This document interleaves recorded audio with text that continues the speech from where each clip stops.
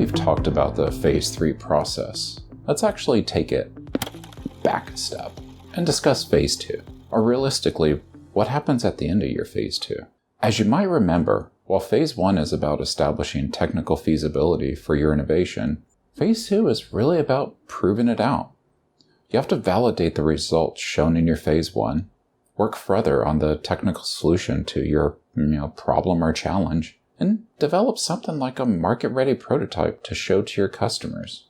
However, while Phase 2 is longer than a Phase 1 and provides more funding, you may not get all the way to the finish line. Product development is expensive. You have to design, test, redesign, retest. You're sinking a lot of resources into making the product fit a market need and provide a reliable and proven value proposition to your potential customers. But back to the topic at hand. Now that you have completed your Phase 2, where do you stand? Is your solution ready to hit the shelves of every Walmart across the nation? Do you have orders just rolling in? Or does it need a bit more time to bake? And, of course, more funding for it to bake? Is there still some technical limitation keeping you from product launch? Is there some more development you need for commercialization activities? Depending on the agency, you don't have to immediately look at your Phase 3 and what that entails. Let's dive in just a bit. The first thing to know about supplemental Phase 2 funding is that it's dependent on the agency.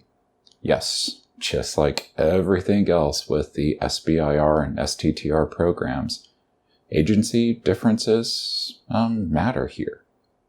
Also to note, most of the available Phase 2 supplements require some sort of investment match, via third-party funding.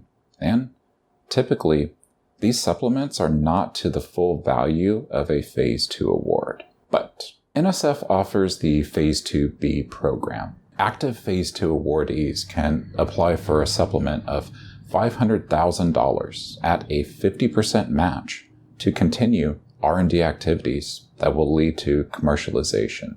Additional work being proposed should match and be an expansion of the technical work that is being undertaken and match the scope that has already been approved. Realistically, this adds another 12 to 24 months to the project, just so you can have more funding to get things, right for your intended market segment. DoD, or more accurately, specific service components within DoD, offer the Phase 2 Enhancement Program. Now, a Phase 2 enhancement will provide up to $500,000 at no cost match requirement, though cost matching is strongly encouraged. So read between the lines on that one. And it has to continue the technical work tied to the innovation. Unlike the NSF Phase 2B, this program supports enhanced capability, additional prototypes, or similar areas of technology demonstration for the intended customer. Now, for those with deep pockets and serious need, NASA has the Civilian Commercialization Readiness Pilot Program, or CCRPP. I know, that's a mouthful. It provides matching between $500,000 and $3 million for commercialization efforts. But you can't simply need more technology development with the CCRPP. There has to be some commercial drive here. Interestingly, the match for CCRPP does not have to be third-party necessarily, but it does have to be external. There is some nuance there, because that means if non-SBIR or STTR funding comes from NASA to match it, you're actually in the clear. The National Institutes of Health are a bit focused and specialized when it comes to their supplemental funding, just like their regular awards. They have both the Phase 2B, or Bridge Award, and the Commercialization Readiness Pilot, or CRP program. You can actually combine these awards in that you can receive a Phase 2B, then receive a CRP on top of that Phase 2B. Like DoD, matching funds are not required, but highly encouraged. Also of note is the fact that only certain institutes and centers under NIH participate in these programs, and that the CRP itself can have multiple FOA foci.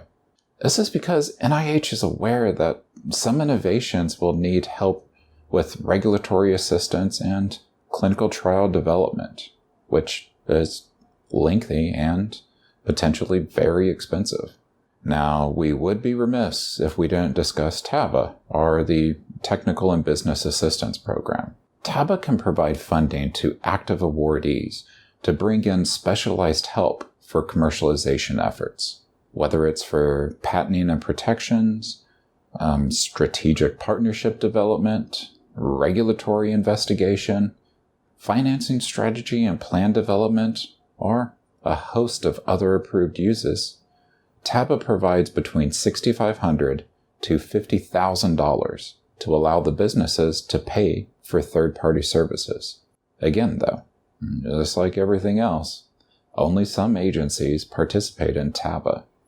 So you have to check with the agency and, explore the solicitation to find out more about eligibility, funding level, and usage restrictions. Now, because I am the all-knowing and all-powerful Oz, I hear your cries. But my award wasn't under one of these agencies. Does that mean there's just no hope for me? Well, here's the real beauty of the SBIR and STTR programs. Through special criteria, you can actually move between agencies from a Phase 1 to a Phase 2. There is a possibility that you can take a Phase 2 award and move it to an agency that can further supplement the development through one of these supplemental funding opportunities. Now, caveat here, of course, is the ability to do that is going to vary greatly between agencies, and potentially, and actually more than likely going to need, requirement of a channel of authorization. But it's definitely there. So we hope this answers some initial questions you might have about just the beyond Phase 2 process. The information we provided was really just the tip of the iceberg.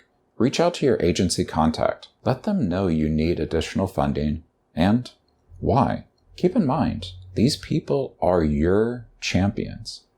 They want to make sure the investment that the government is giving leads to a commercial product. Also, do bear in mind that these programs can and do disappear sometimes, as most require some sort of congressional authorization, and the structure of the program can even change. We have seen it happen before. So, whatever you do, don't take the information in here as gospel, but really just as suggestions on where to look and where to potentially go. Now, this is NM Fast, signing off.